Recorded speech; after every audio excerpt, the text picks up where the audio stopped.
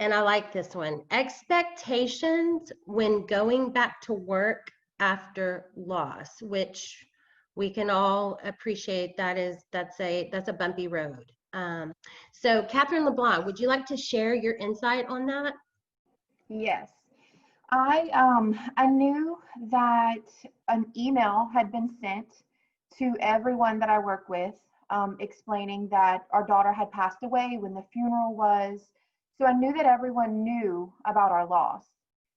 The week before I was slated to return to work, I just felt really anxious. I think I knew it was going to be difficult. I just didn't know how difficult it would be. And I'm not an anxious person, so that was very different for me. But I think it happened for a reason, because I needed to be anxious. Um, so when I got back to work, my office was decorated with welcome back signs, as if I had gone on an 8-week European vacation. In reality, we buried our daughter. So that it was just bad from get go. What I did learn is that there are three types of people, when it comes to these sort of situations. The people that say nothing, which we're a year into this loss and they still haven't acknowledged our loss. There are people that say something, which was, welcome back, we missed you, but they never once acknowledged our loss. And then there are people that said something more along the lines of, I don't know what to say, but I'm sorry. So you start to learn who's going to walk that path with you, who's going to acknowledge your grief, and you learn not to have expectations. It ugh, it was such it's still a hard road, but just I'm glad that we went through it. I now have my expectations in check. I know who's going to acknowledge our grief and who's going to still ask us to this day, at work, how are you? Are you okay? Is there anything that you need? So just know, if you're going back to work, it's not going to be easy. And just know that there are different types of people, and that some people will acknowledge that loss and others won't. And just know that it's it's okay. As long as you've got a tribe behind you, you'll make it through. And I'm very thankful that I had Maddie's to go to after I went back to work. It was very helpful. So I definitely like what you said about, there's people that say nothing at all, don't acknowledge. There's people that almost say too much or want to know Heather, I've heard you say that want to know the dirty details.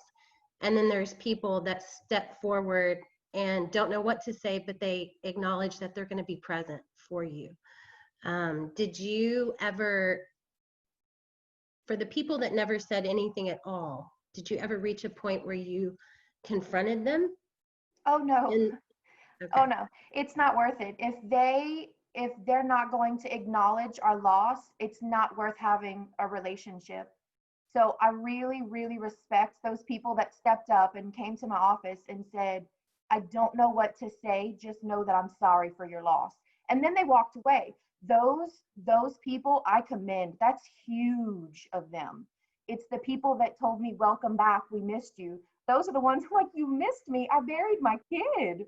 Like, what do you mean you missed me? It's been 8 weeks and you've not even texted me. So you really learn there are all different types of people, and you learn which ones that are worth putting in the effort for. You see people's true colors. And I think too, people sometimes have like, they don't know what to say, so they stumble on their words, and for lack of a better term, almost have like diarrhea of the mouth.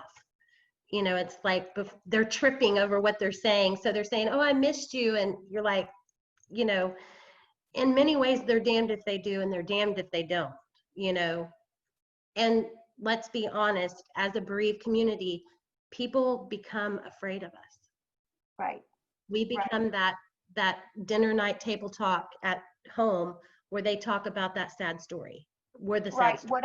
What I've done is, as soon as I find out that someone's had a loss, regardless of what the loss is, it can be a parent, it can be a grandparent, it can be an aunt. What I've done is I've started to write sympathy cards and just leave it on their desks. to know that even though they didn't acknowledge my loss, that doesn't mean I'm not going to acknowledge their loss. So I'm showing them that it's okay to acknowledge the loss. Teaching others how to treat. Yes. Yeah. Yes. And being an example for anybody else that may follow in your footsteps. Right. Yeah. Anybody else want to comment on going back to work and what that was like? Anybody have anything to interject?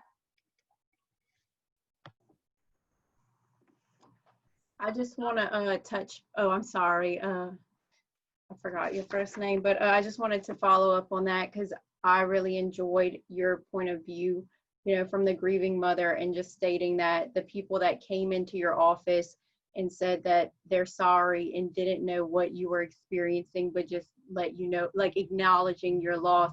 Because being in this line of work, we experience a lot of people who do not know what to reply, and we know that each person takes things differently, or would prefer people to share differently with them, like acknowledging their loss or not saying anything at all.